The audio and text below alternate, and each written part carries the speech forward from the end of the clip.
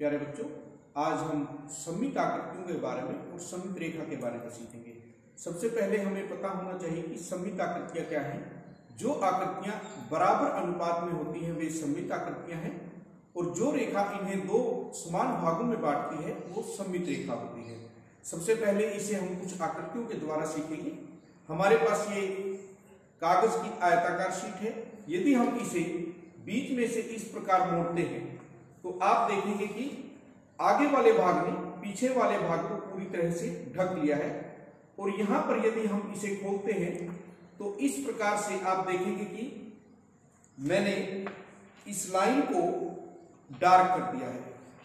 इस रेखा ने इस आयताकार शीट को दो समान भागों में बांटा है, और जो ये रेखा है यह हमारी सममित रेखा है। इसे हम कुछ और उदाहरणों के द्वारा देखते हैं, क्योंकि हमें यह देखना है कि कौन सी आकृति में कितनी सममित रेखाएं हो सकती हैं। हम आयताकार शीट से ही शुरू करते हैं। सबसे पहले हमने देखा कि किस प्रकार एक कागज की आयताकार शीट की एक सममित रेखा हो सकती है। उसके बाद हम देखते हैं कि यदि हम इस कागज को इस प्रकार एक फोल्ड से और दूसरी तरह से इस प्रकार मोड़ सकते हैं। दोनों ही प्रकार से हम देखते हैं कि सामने वाले भाग ने पीछे वाले भाग को ढक लिया है, और जब हम इसे खोलते हैं तो इस प्रकार की दो रेखाएं हमारे पास हो सकती हैं।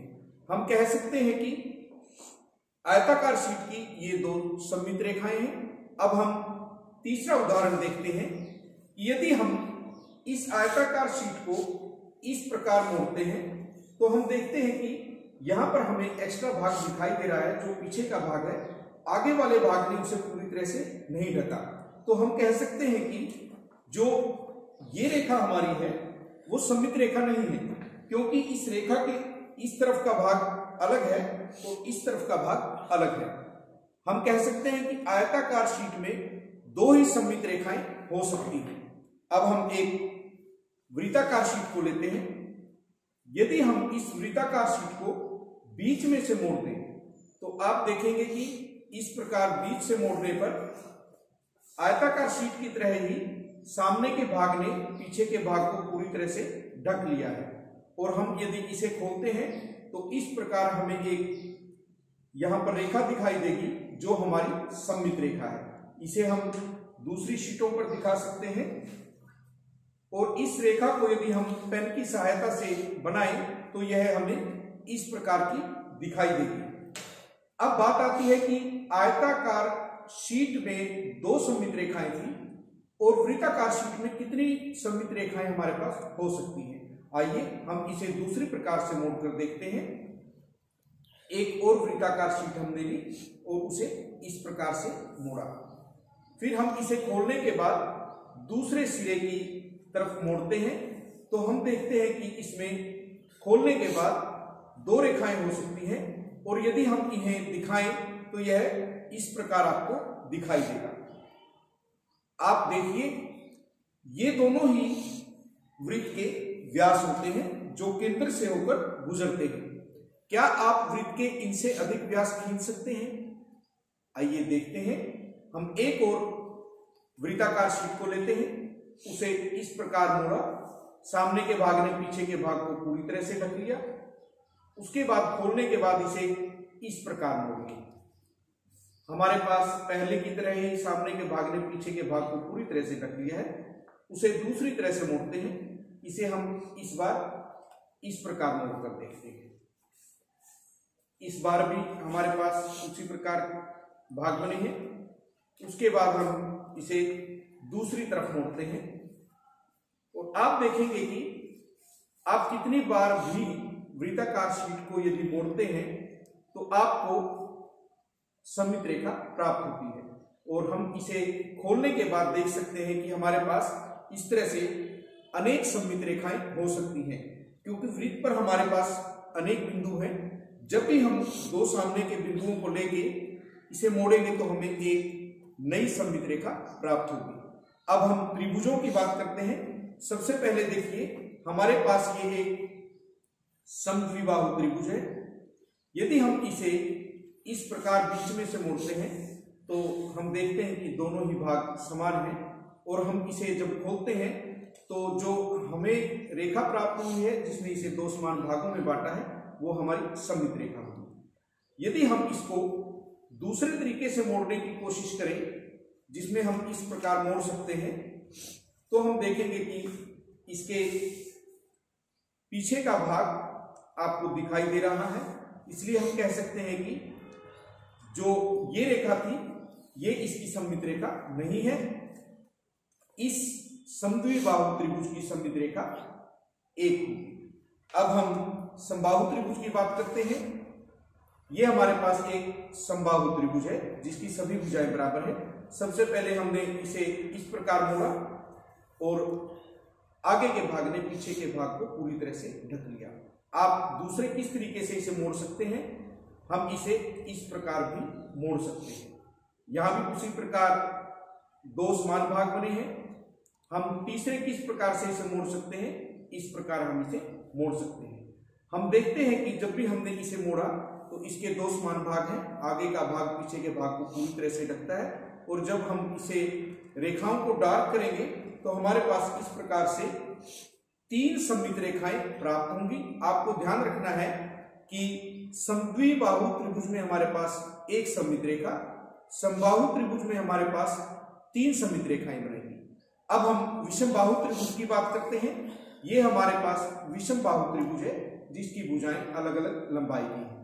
यदि हम इन्हें मोड़ने की कोशिश करें, देखिए हम इसे इस प्रकार मोड़ते हैं तो हमारे पास एक भाग पीछे का जो है वो दिखाई दे रहा है, आगे के भाग ने उसे पूरी तरह से नहीं ढका।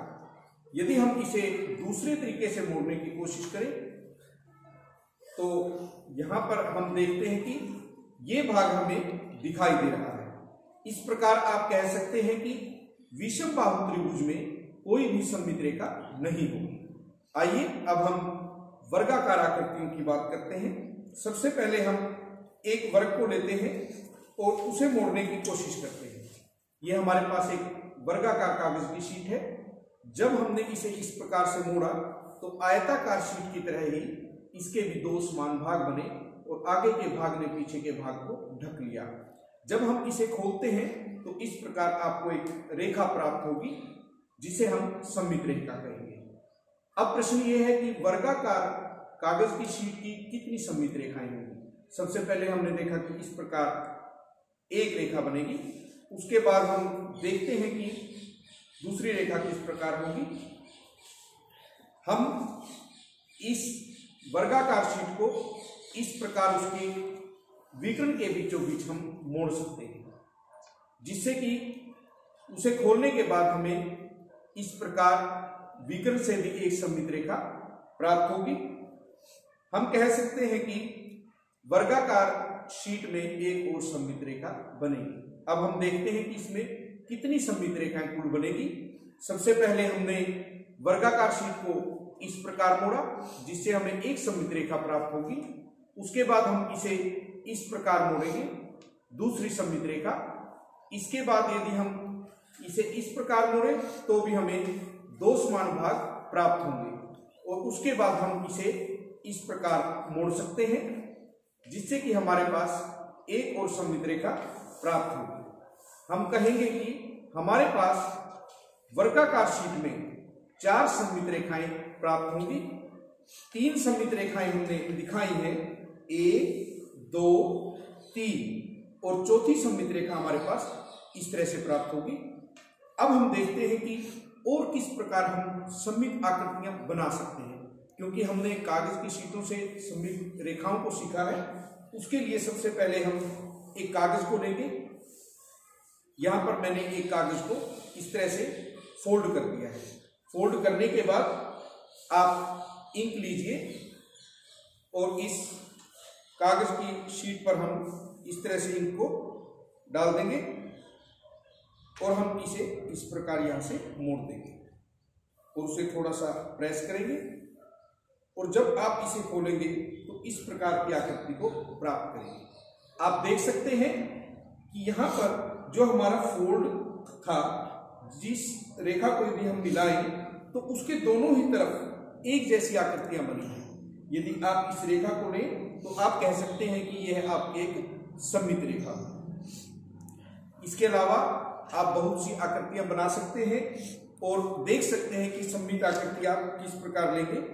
आपको एक और उदाहरण की सहायता से बताते हैं। देखिए, ये हमने एक कागज की शीट ली है और यदि आप इस पर कोई भी छेद करेंगे तो किस प्रकार वो छेद सममित आकृति में बदल जाएंगे। यहां पर हमने एक छेद किया है और आप कह सकते हैं कि जो ये हमारा फोल्ड है ये हमारी सममित रेखा है। जब हमने इसे खोला तो यहां पर दो समान भाग बनने चाहिए। इस रेखा के समान दूरी पर दोनों ही छेद हैं, तो हम कहेंगे जिस रेखा के दोनों तरफ की आकृतियां एक समान बने वो रेखा हमारी सममित रेखा।